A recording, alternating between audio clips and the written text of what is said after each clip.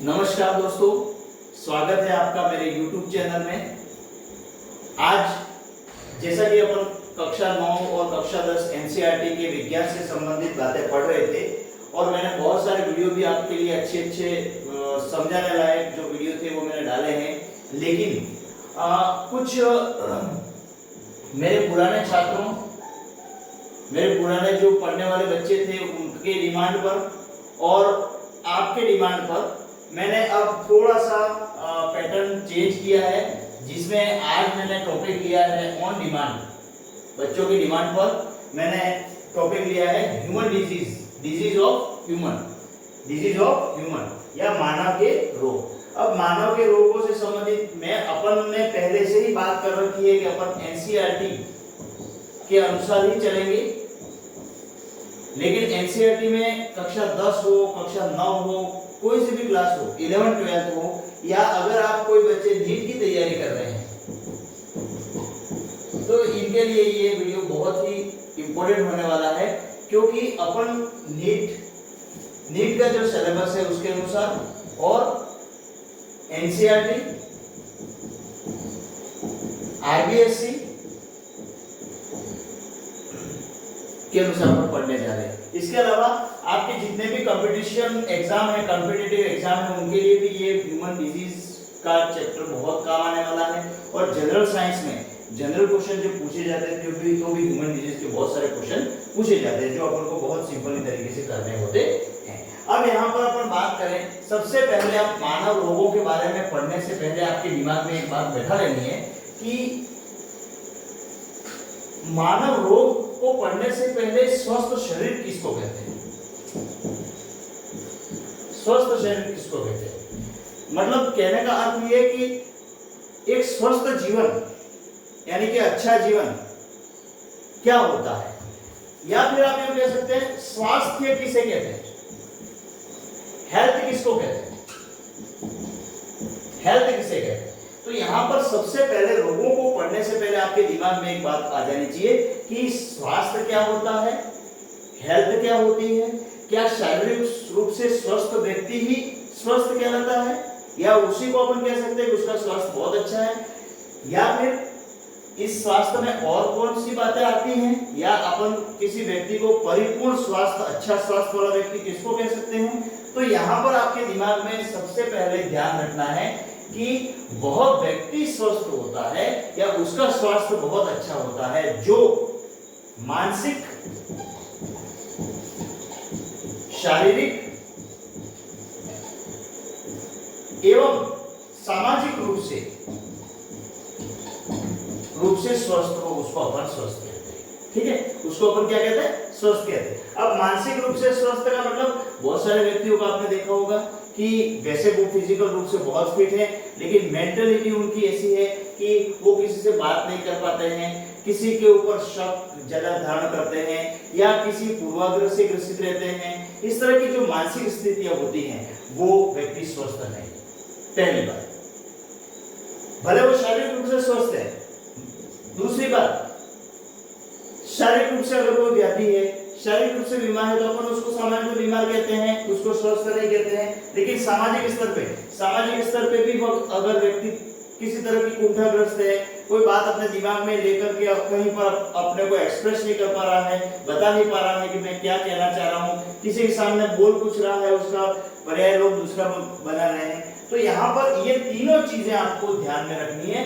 अगर ये तीनों किसी व्यक्ति में सही पाए जाते हैं तो उसी को अपन स्वास्थ्य कहते हैं, उसी को अपन हेल्थ कहते हैं।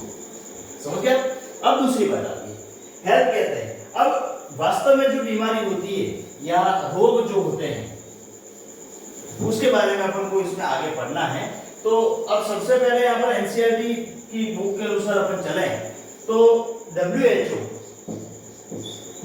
जिसको वर्ल्ड हेल्थ ऑर्गेनाइजेशन कहा जाता है,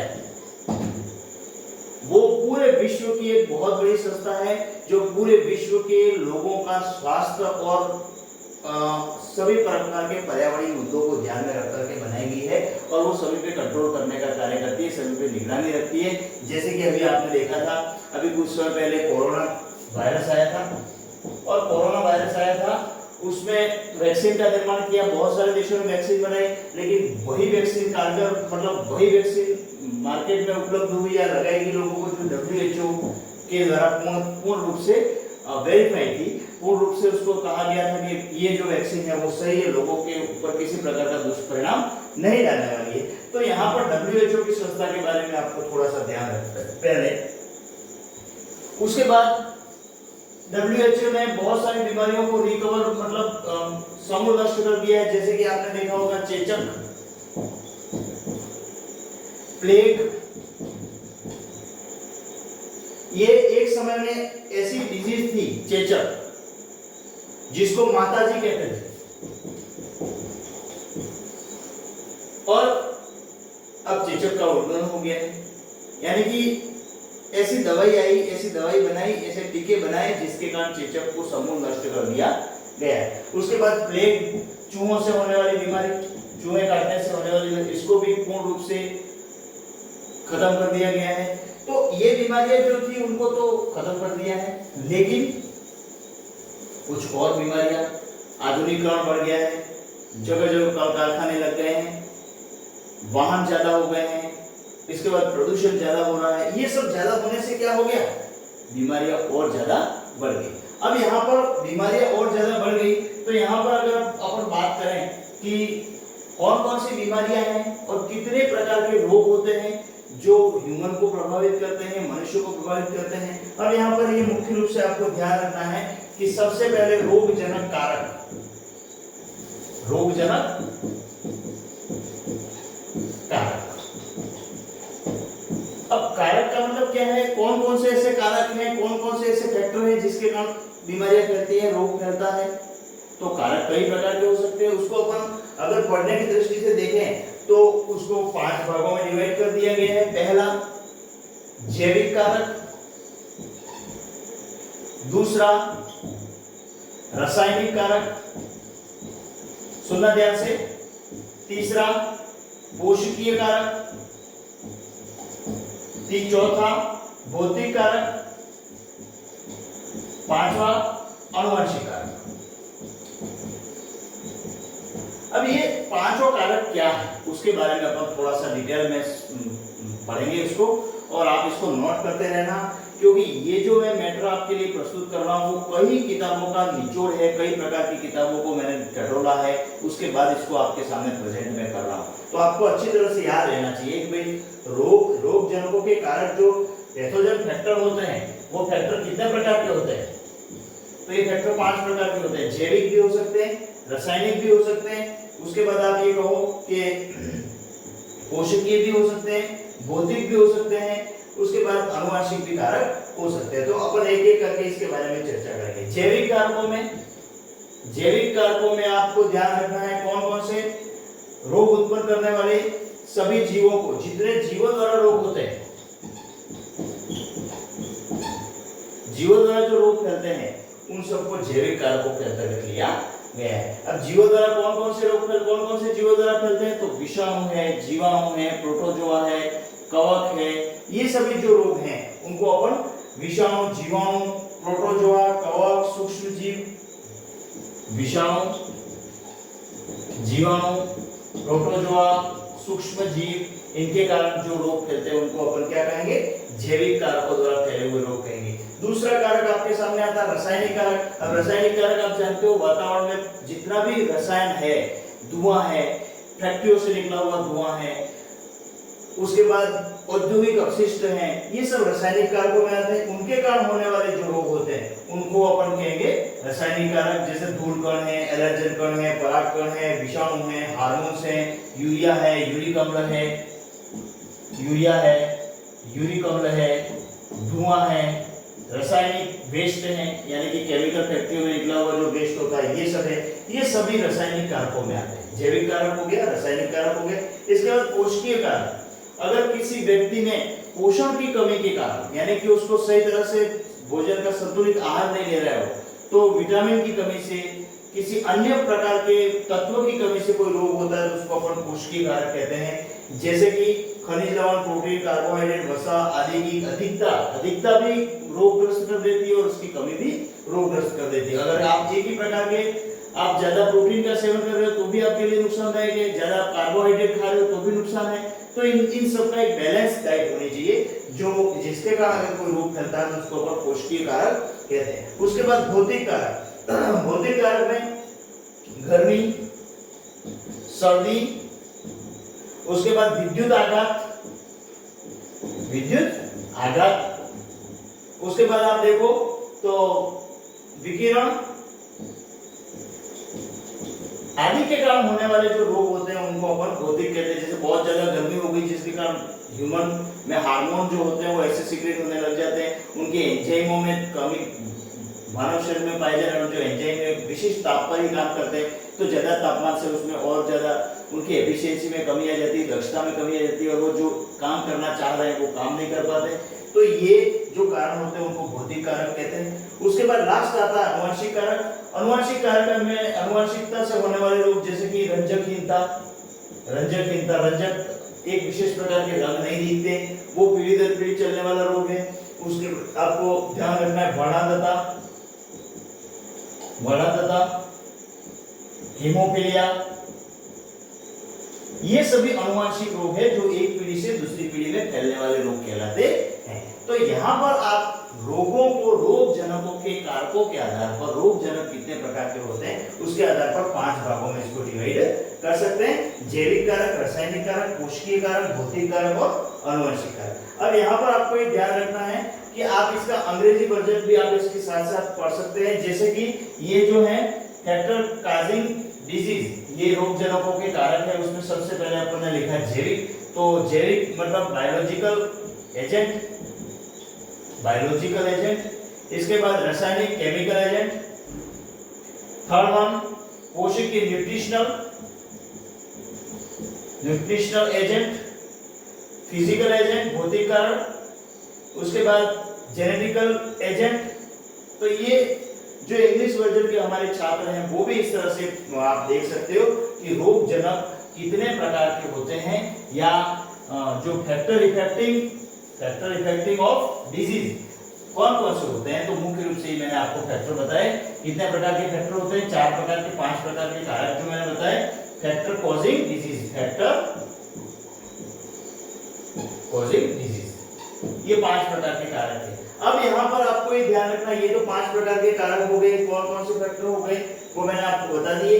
अब एक बार और मैं बता देता हूँ आपको कि भाई फैक्टर कौन कौन से होते हैं। सबसे पहला होता है जैविक, ध्यान रखना, जिसको बायोलॉजिकल कहते हैं। दूसरा होता है रासायनिक, जिसको केमिकल कहते हैं। तीसरा होता है कोशिकीय, जिसको न्यूट्रिशनल फैक्टर कहते हैं। चौथा होता है भौतिक, इसको कहते हैं अपन फिजिकल। पांचवा होता है जेनेटिकल या अनुवांशिक या जेनेटिकल फैक्टर। ये 5 प्रकार के फैक्टर आपको अच्छी तरह से ध्यान रखना है। देखो ये लेसन है जो डिजीज के बारे में ऑन डिमांड बच्चों की डिमांड आई उसके अनुसार मैं पढ़ा रहा हूँ, जो सभी के लिए कॉमन रहेगा। आप अगर जीके में भी इसको पढ़ना चाहें तो पढ़ सकते हैं, आप नीट की तैयारी करें तो भी इसको पढ़ सकते हैं। आप 12वीं में पढ़ रहे हैं और आप 12वीं में भी रोगों वाला पार्ट है, रोगों वाला लेसन है, 10वीं के स्तर में भी काम आता है। तो यहाँ पर आपकी जो पढ़ाई है कहीं जाया होने वाली नहीं है, आप अच्छी तरह से इसको याद कर सकते हैं। उसके बाद देखिए अपन ये कारक हो गए, उसके बाद रोगों का वर्गीकरण। अब आप ये समझ लो कि ये जो लेसन है, जो रोगों का पार्ट है, वो केवल एक क्लास में समाप्त हो जाएगा, इम्पॉसिबल। बहुत थोड़ा स्टडी है भैया, आपको पढ़ना पड़ेगा, आपको याद रखना पड़ेगा, आपको बार बार देखना पड़ेगा, बार बार ये वीडियो देखना पड़ेगा, तो आपको समझ में आएगा और आसानी से याद रहेगा। अब यहाँ पर रोगों का वर्गीकरण,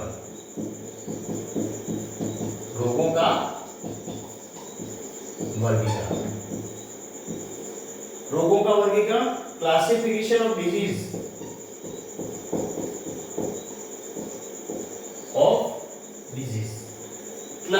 क्लासिफिकेशन ऑफ डिजीज, यानी कि रोगों को कितने भागों से में बांट सकते हैं। अब रोगों को यहाँ पर देखा जाए तो आपके लिए दो भागों में बांटा गया है। कितने प्रकार के रोग होते हैं? दो प्रकार के रोग होते हैं। एक तो होता है जन्मजात रोग और एक होता है अर्जित रोग।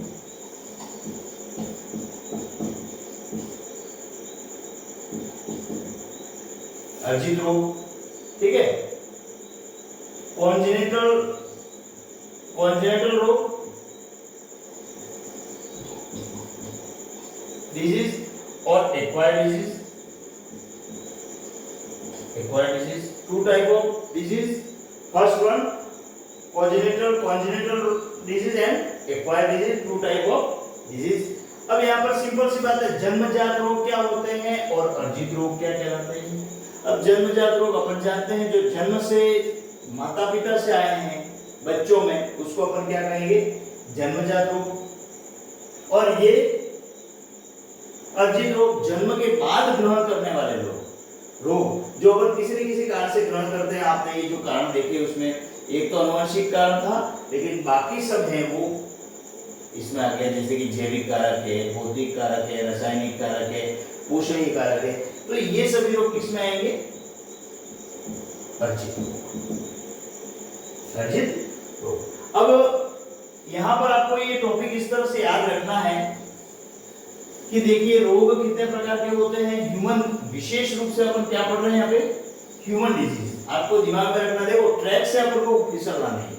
अपन जा रहे हैं, बाइक लेके जा रहे हैं, आपको बाईं तरफ चलना है और आपको स्पीड पर ध्यान रखना है। ये ध्यान, अपना ट्रैक ये है, इसी पे चलना। ऐसा नहीं है कि अपन ह्यूमन डिजीज को पढ़ रहे हैं और अपन चले जाएं पशुओं में, समझिए, अपन पहुंच जाएं दूसरे जीवों में। तो अपन को ह्यूमन डिजीज मतलब मनुष्यों में होने वाले जो रोग होते हैं उन्हीं के बारे में पढ़ना है। और मनुष्यों में रोग कौन कौन से तरीके से होते हैं, कौन से कारक हैं, ये आपको मैंने बता दिया। अब मनुष्य के रोगों के बारे में अपन ने कहा कि मानव के रोग दो भागों में डिवाइड कर दिए गए हैं, जन्मजात और अर्जित।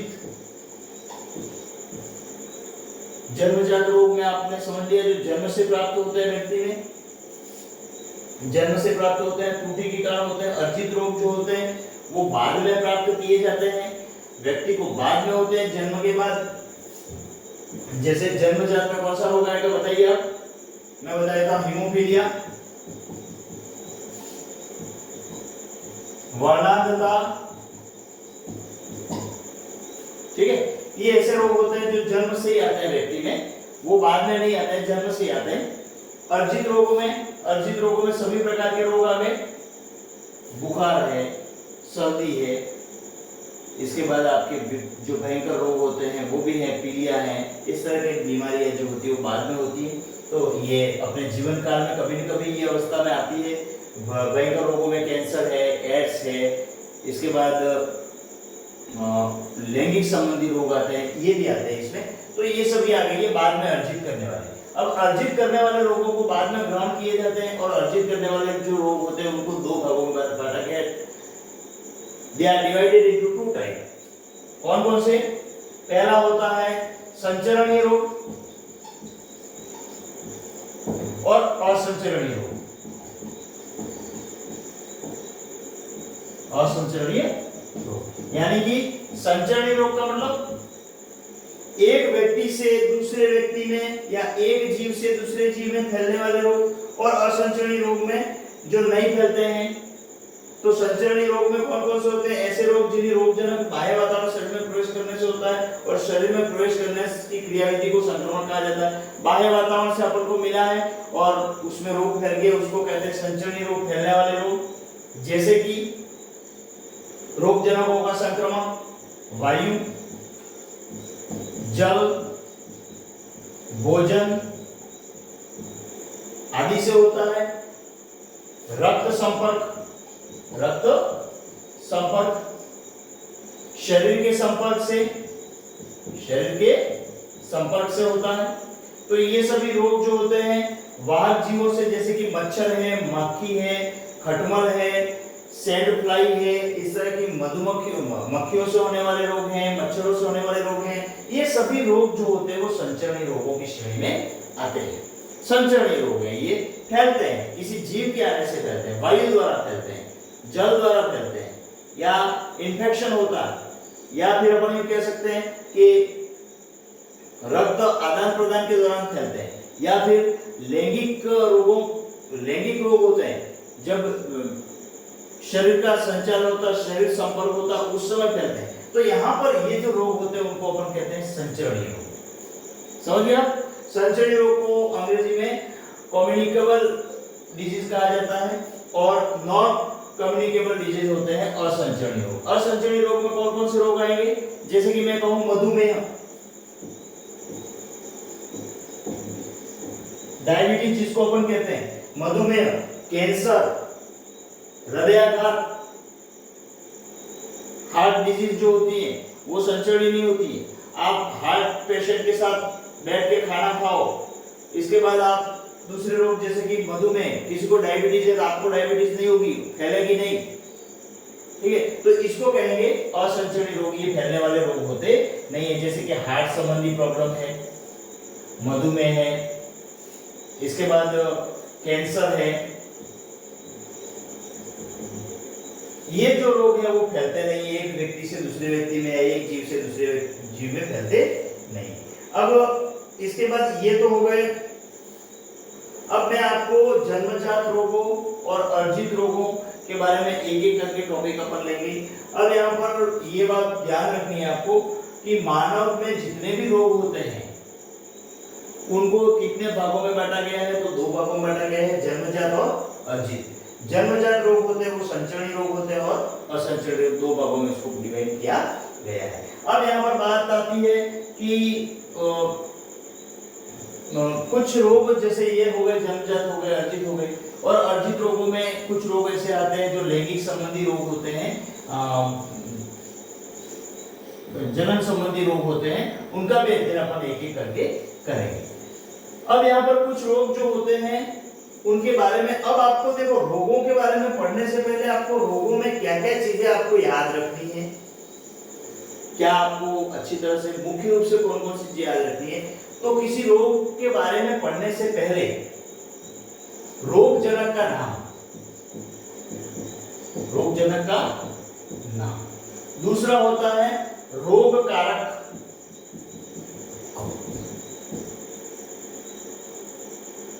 रोग का नाम, पहले रोग का नाम, फिर रोग जनक का नाम, उसके बाद रोग के लक्षण। ये 3 चीजें आपको याद रखनी है। रोग के लक्षण,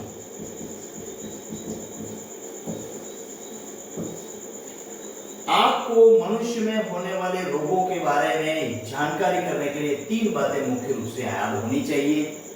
अब ये कम्युनिकेबल रोग और नॉन कम्युनिकेबल रोग, ये जो है वो आपको सभी चीजें याद नहीं रहे तो कोई प्रॉब्लम नहीं है, लेकिन ये तो नाम से याद रह जाता है, इसमें कोई याद करने वाली बात नहीं है। लेकिन आपको मुख्य रूप से याद रखने वाली बात कौन सी है? जैसे हैजा, रोग का नाम है हैजा, और रोग हैजा किससे होता है? तो रोगजनक का नाम किससे होता है, और हैजे में होता क्या है? दस्त हो जाता है कि क्या हो जाता है, उल्टी होती है कि वमन होता है, क्या होता है, वो आपको ध्यान रखना है। ये 3 चीजें आपको याद रखनी है। तो अपन एक एक करके यहाँ पर रोगों को फैलाने वाले कारकों के बारे में। अब देखो यहाँ पर मनुष्य में रोग फैलते हैं तो एक तो जिम्मेदार होते हैं जीवाणु, दूसरे जिम्मेदार होते हैं विषाणु, तीसरे जिम्मेदार होते हैं प्रोटोजोआ, चौथे जिम्मेदार होते हैं हेल्मिंथ। ये 4 प्रकार के जो जीव होते हैं, और देखो सभी ये 3 प्रकार के जीव तो सूक्ष्म जीव हैं और ये लंबे क्रमी होते हैं। तो ये किस रोग जनक से कौन सा रोग फैलता है अपन को ये याद कर लेना है। ये देखो भैया, अगर आप इसको याद करने बैठोगे तो ये आपके एमएससी स्तर तक चलेगा। आप अगर पोस्ट ग्रेजुएट भी करोगे साइंस में तो आपको ये रोग जनकों के नाम याद होंगे तो आप आगे बढ़ोगे। हर परीक्षा में ये आते हैं कि इससे कौन सा रोग फैलता है, इससे क्या लक्षण होते हैं। तो यहाँ पर अपन एक एक करके, सबसे पहले मैं इस तरह से एक सारणी बनाऊंगा जिसको आप अच्छी तरह से याद कर लेंगे। जैसे कि रोग का नाम, रोग जनक का नाम,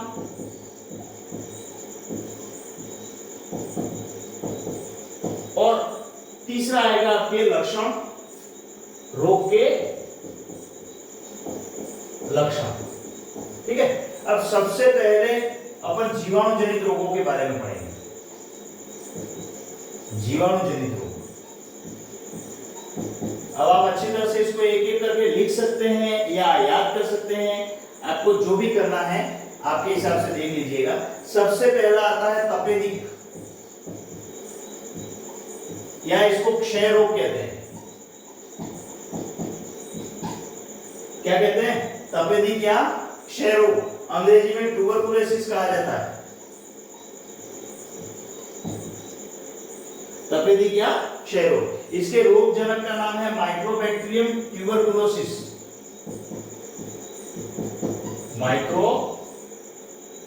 माइक्रोबैक्टीरियम ट्यूबरकुलोसिस, ये उसके बैक्टीरिया का नाम है। ये जीवाणु जनित बैक्टीरिया से होने वाले रोग पढ़ रहे हैं अपन। अब इसमें होता क्या है? खांसी, ज्वर, सांस फूलना, खांसी, ज्वर, सांस का फूलना, बलगम आना, बलगम, थूक आना, थूक में खून आना, इस तरह की बातें इसमें होती हैं। तो ये तपेदिक रोग होता है। थूक में खून आना, इस तरह के लक्षण इसमें होते हैं। तो इस तरह के लक्षण अगर हैं तो आपको ये जानकारी में लेना होगा कि तपेदिक या क्षय रोग हो सकता है। इसको टीबी कहते हैं सामान्य भाषा में। ट्यूबरकुलोसिस टीबी कहा जाता है अपने नॉर्मल भाषा में। और इसमें क्या होता है? क्षय रोग भी कहते हैं इसको। इसका जो रोग जनक है वो जीवाणु होता है, जिसको माइक्रोबैक्टीरियम ट्यूबिफेसियंस माइक्रोबैक्टीरियम ट्यूबरकुलोसिस कहा जाता है। इसमें खांसी होता है, बुखार होता है, सांस फूलना, बलगम आना, थूक के साथ खून आना, बहुत लगातार कई दिनों तक 4 सप्ताह से ज्यादा खांसी आना, इस तरह के लक्षण होते हैं। दूसरा आता है आपके डिप्थीरिया,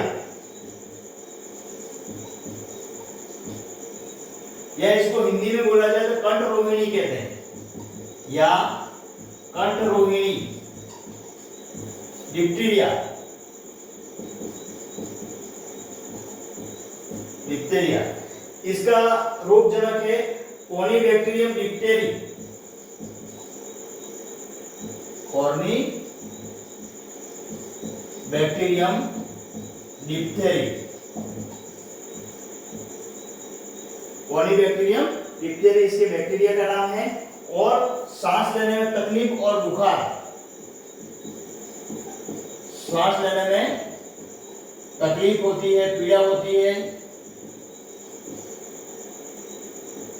या बुखार आता है, तो ये होता है डिप्थीरिया, या इसको क्या कहते हैं? कंठ रोहिणी। देखो हिंदी लैंग्वेज भी जानना आपको बहुत जरूरी है, लेकिन इसको डिप्थीरिया ही बोला जाता है। कंठ रोहिणी के बारे में कोई नहीं जानता है। अगर आपको कंठ रोहिणी के रोग के बारे में जानना है तो डिप्थीरिया रोग है, कोई कंठ रोहिणी रोग है। अब इसमें होता क्या है? कॉर्निबैक्टीरियम डिप्थेरी नामक जीवाणु के कारण होता है ये, और ये सांस में तकलीफ या पीड़ा या बुखार, इस तरह के इसमें लक्षण होते हैं। तो ये कोई ज्यादा भयंकर घातक रोग नहीं है। आपको पहले बताया देता हूँ, टीबी भी आजकल उन्मूलन कर दिया गवर्नमेंट ने।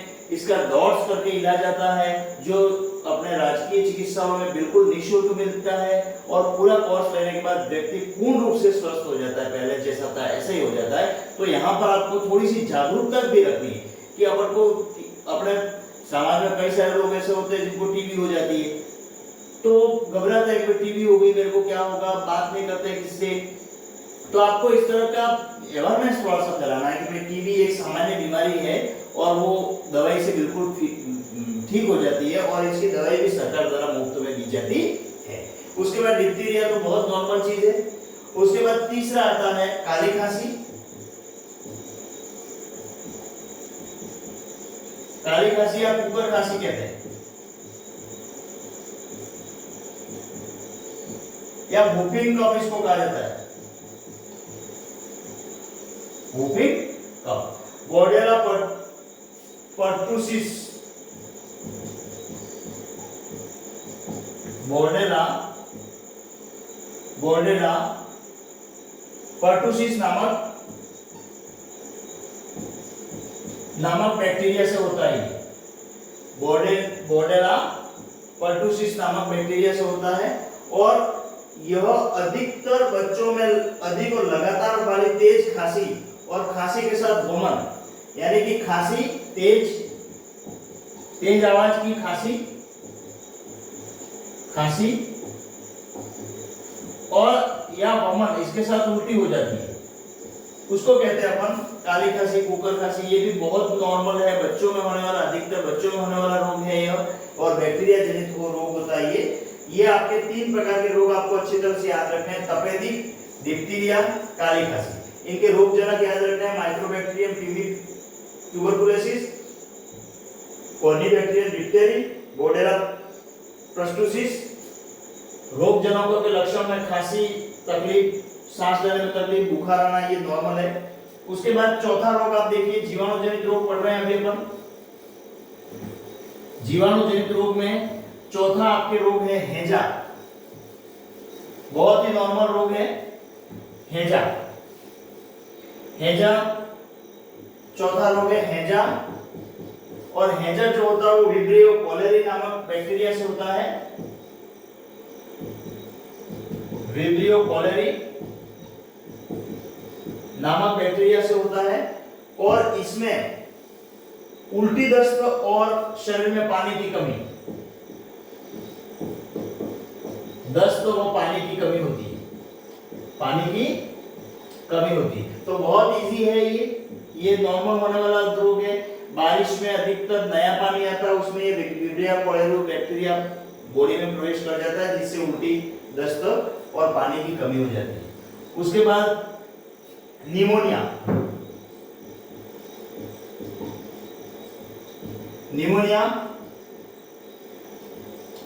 में डिप्लोकोकस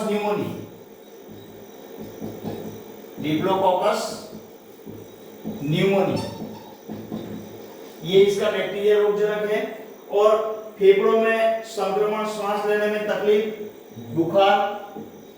बुखार, फेफड़ों में संक्रमण, सांस लेने में तकलीफ, ये इतने लक्षण इसमें होते हैं। उसके बाद चौथा, ये तो नॉर्मल है निमोनिया, आजकल अभी जैसे बारिश का मौसम होता है या सर्दी का मौसम शुरू होने वाला होता है, उस समय ये सामान्य सा रोग है। उसके बाद आता है आपके टिटनेस, जिसको टिटनेस ही बोलते हैं, इसको क्लोस्ट्रीडियम टिटेनी नामक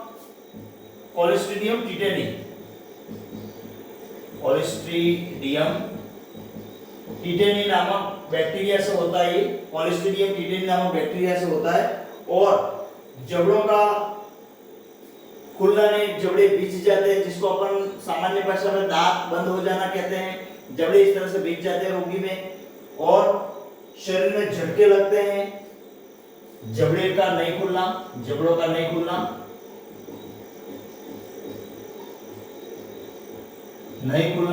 और शरीर में झटके लगना और बेहोशी, अपन कहते हैं सामान्य भाषा में तान आ जाती है, शरीर खींच जाता है, जबड़े भी जाता है, और शरीर में कंपन पैदा हो जाता है, और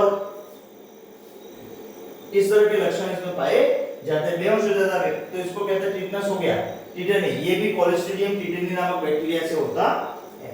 उसके बाद 6 रोग ये हो गए बैक्टीरिया से जनित रोग अपन पढ़ रहे हैं, आपको अच्छी तरह से ध्यान रखना है बैक्टीरिया जनित रोग जो है वो कौन कौन से हैं। इसके बाद 7वां रोग जो है वो कोढ़,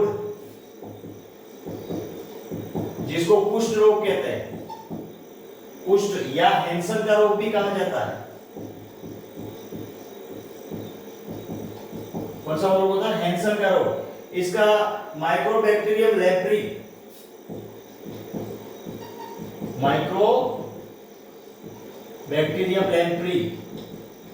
नामक बैक्टीरिया से ये रोग होता है, और त्वचा पर चकत्ते पड़ जाते हैं, कोढ़ हो जाते हैं, चमड़ी पर चकत्ते, घाव, त्वचा पर चकत्ते, घाव, और हाथों पैरों की उंगलियां गल जाती हैं, यहाँ बीच में यहाँ ज्यादा चपटे हो जाते हैं, ये उंगलियां गल के गिरने लगती हैं, अंगुलियां गल जाती हैं। इसको कहते हैं कोढ़। जो सामान्य आपने देखा होगा भाई इसको कोढ़ हो गए हैं, तो इस तरह का ये बैक्टीरियल डिजीज है जो पूर्ण रूप से क्योरेबल है, पूर्ण रूप से इसको मिटाया जा सकता है। आपको घबराने की कहीं पर आवश्यकता नहीं होती है। देखो आपको एक और बात बता रहा हूं, किसी भी रोग होने की कंडीशन में व्यक्ति की मानसिक स्थिति प्रबल होनी चाहिए, तो वो आसानी से इस रोग को रिकवर कर लेगा, मिट जाएगा। दवाई से ज्यादा उसका मानसिक संतुलन या मानसिक स्ट्रांगनेस, मेंटली स्ट्रांगनेस उसको ठीक करती है। उसके बाद 8वां रोग है टाइफाइड, मियादी बुखार कहते हैं इसको, टाइफाइड, टाइफाइड, साल्मोनेला टाइफी, बहुत ही कॉमन रोग है साल्मोनेला टाइफी, साल्मोनेला टाइफी। ये मियादी बुखार जिसको अपन टाइफाइड बोलते हैं, अधिकतर ये बारिश के सीजन में हो जाता है, नया पानी आता है उसमें पानी के अंदर पाया जाता है ये साल्मोनेला टाइफी, जो टाइफाइड कर देता है, जिसमें क्या होता है ज्वर, कमजोरी अधिक और आंतों में छेद हो जाता है, आंतों में छिद्र, ज्वर, कमजोरी, इस तरह के लक्षण इसमें देखने को मिलते हैं, जो बहुत ही नॉर्मल है और ये आसानी से मिट जाता है। 9वां जो डिजीज है उसको प्लेग कहते हैं। प्लेग जो होता है वो यार्सिनिया पेस्टिस से होता है, यार्सिनिया पेस्टिस प्लेग है। तीव्र ज्वर, सिर दर्द, बुखार, सिर दर्द, बेहोशी, ये इसके लक्षण होते हैं जिसको प्लेग कहते हैं। और ये प्लेग आपको ध्यान में हो तो सूरत में प्लेग फैला था और कई लोगों की इसमें जाने गई थी, जो इसके लिए चूहे जिम्मेदार थे। चूहे सभी लोगों के संपर्क में आए और चूहों की जो खाने वाली चीजें थी वो भी संपर्क में लोगों के आई और इस तरह से ये प्लेग फैला था, लेकिन उसको फिर अच्छी तरह से मिटा दिया गया, दवाई उसकी कारगर हो गई।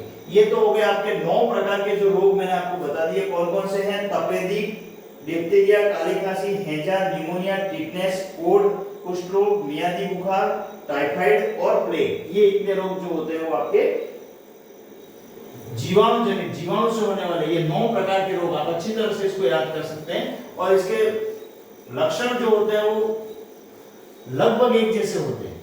जो बैक्टीरियल जो रोग होते हैं वो लगभग एक जैसे लक्षण इसके अंदर पाए जाते हैं। उसके बाद अपन सेकेंड टाइप पे आएंगे जिसका नाम है विषाणुजनित रोग। विषाणुजनित रोग, विषाणुजनित रोग में सबसे पहला रोग आता है पोलियो और इसके रोगजनक का नाम है पोलियो वायरस। जिसका उन्मूलन करने के लिए सरकार अभी भी पोलियो की खुराक देती है और पोलियो के लिए घर घर जाकर के लोगों में अवेयरनेस फैलाई जाती है कि पोलियो के 2 बूंद जिंदगी की आपने सुना होगा, उसके अनुसार ये पोलियो का भी धीरे धीरे पूरा निवारण कर दिया गया है। पोलियो वायरस, ज्वर, सिरदर्द और लकवा, ये इतनी चीजें इसमें होती है। दूसरा आता है इन्फ्लुएंजा।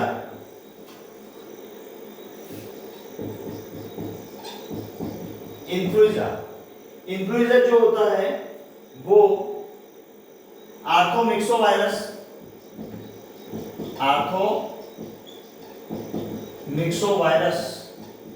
नामक वायरस से होता है। सिर दर्द के साथ अचानक ज्वर और नाक से स्राव होता है, नाक का स्राव, सिर दर्द और ज्वर।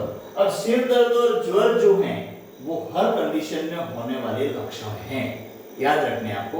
लेकिन आपको ये ऐसा दिमाग में भी नहीं बैठा रहना है कि सिर दर्द हो गया और ज्वर हो गया इसका मतलब मेरे को पोलियो हो गया, मेरे को बैक्टीरियल डिजीज हो गया। नहीं, ये दूसरे कारणों से भी होते हैं, मौसम परिवर्तन के कारण भी होते हैं। तो आपको इस तरह से दिमाग में थोड़ा अवेयरनेस फैलाना है और अपन को सजग रहना है, तो आपको कोई दिक्कत नहीं आएगी। इसके बाद तीसरा रोग है आपके पास खसरा। खसरा, जिसको मिजल्स कहते हैं, मिजल्स। रोमांतिका, इसका नाम दूसरा है रोमांतिका, और इसका वायरस है पैरामिक्सो वायरस, पैरामिक्सो वायरस। इसमें भी बुखार, शरीर पर सफेद भूरे चकत्ते और फफोले,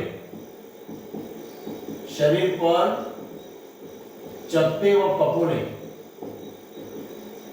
व बुखार, ये होता है खसरे में। खसरा हो गया, ये भी नॉर्मल है, आसानी से इसको मिटा दिया जाता है। उसके बाद चौथा होता है चेचक, जिसको मसूरिया या स्मॉल पॉक्स कहते हैं, ठीक है। इसका वायरस होता है पॉक्स वायरस,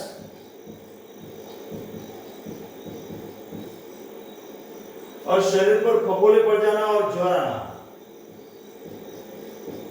शरीर पर फफोले व बुखार आना।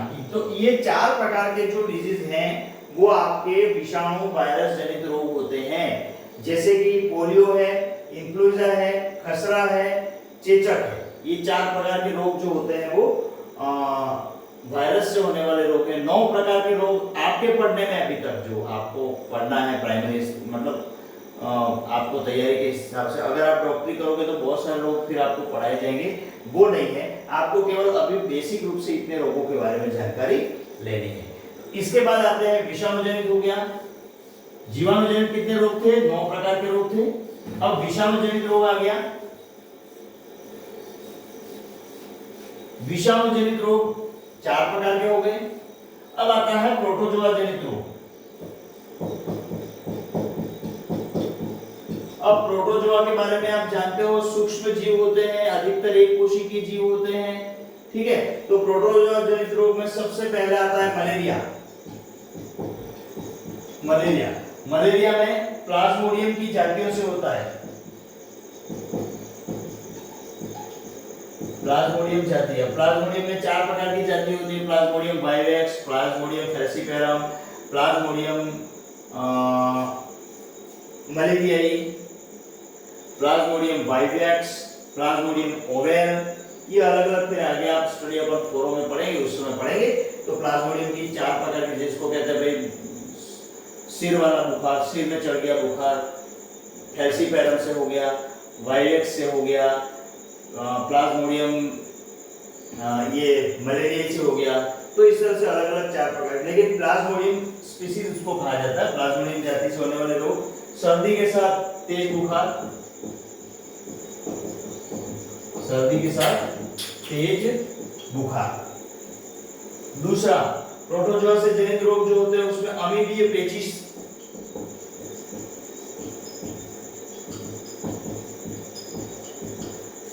अमीबा से, एंट अमीबा से होता है ये रोग। एंट अमीबा हिस्टोलिटिका, एंट अमीबा हिस्टोलिटिका, इससे होने वाला रोग है।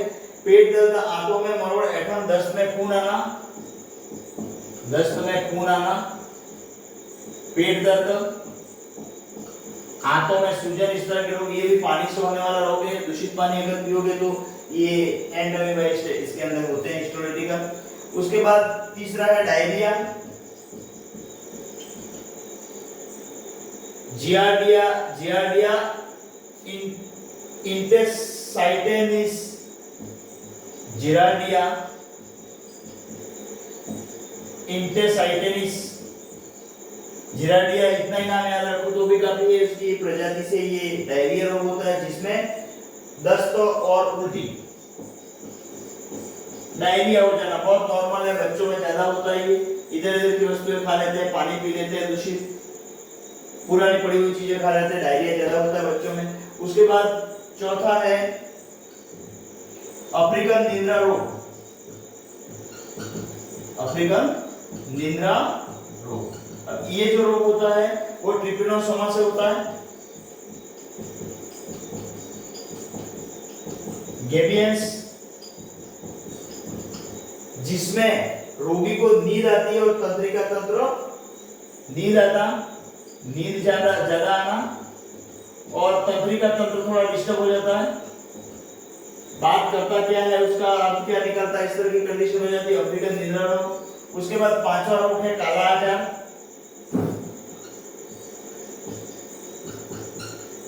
काला आजार, काला आजार लिशमेनिया,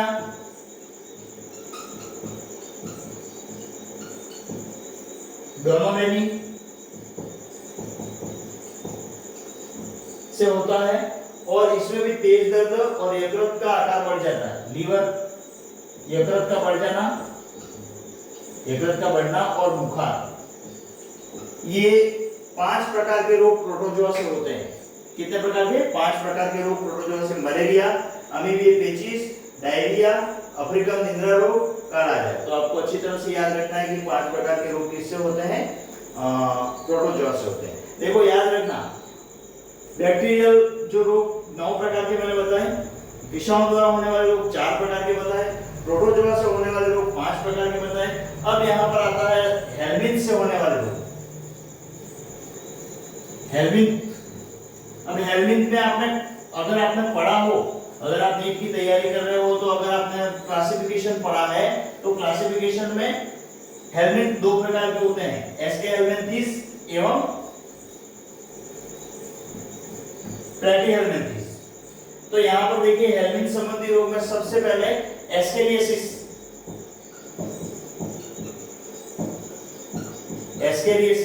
एस्केरिस लुम्ब्रिकाइटिस से होता है।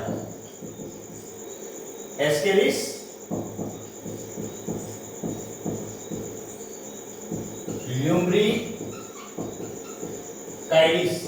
लुम्ब्रिकाइटिस से होता है। इसमें अनिद्रा, पेट में ऐंठन, वमन, अनिद्रा, पेट दर्द, उल्टी, इस तरह की शिकायत होती है, एस्केरिस से होता है। दूसरा रोग यहाँ पर दिया हुआ है बाला नारू, नारू रोग। बाला नारू रोग होता है वो ड्रैगनकुलस मेंडिलियंसिस से होता है।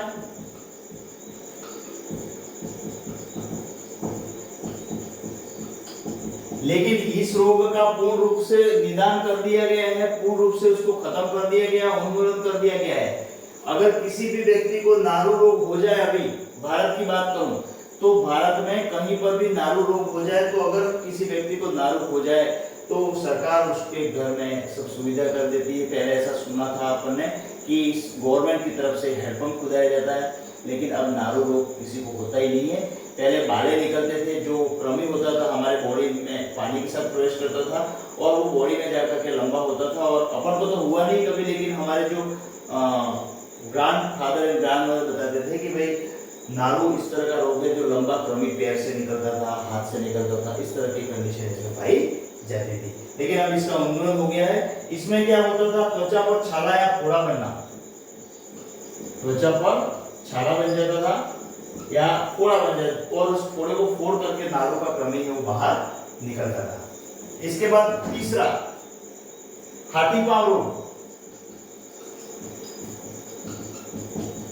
इसको फाइलेरियासिस भी कहा जाता है, फाइलेरियासिस भी कहा जाता है। ये वाउचेरिया ब्रैनकोप्टाई से होता है, ब्रैनकोप्टाई से फैलता है और हाथ पैरों में सूजन आ जाती है और हाथ पैर हाथी जैसे हो जाते हैं, फूल जाते हैं,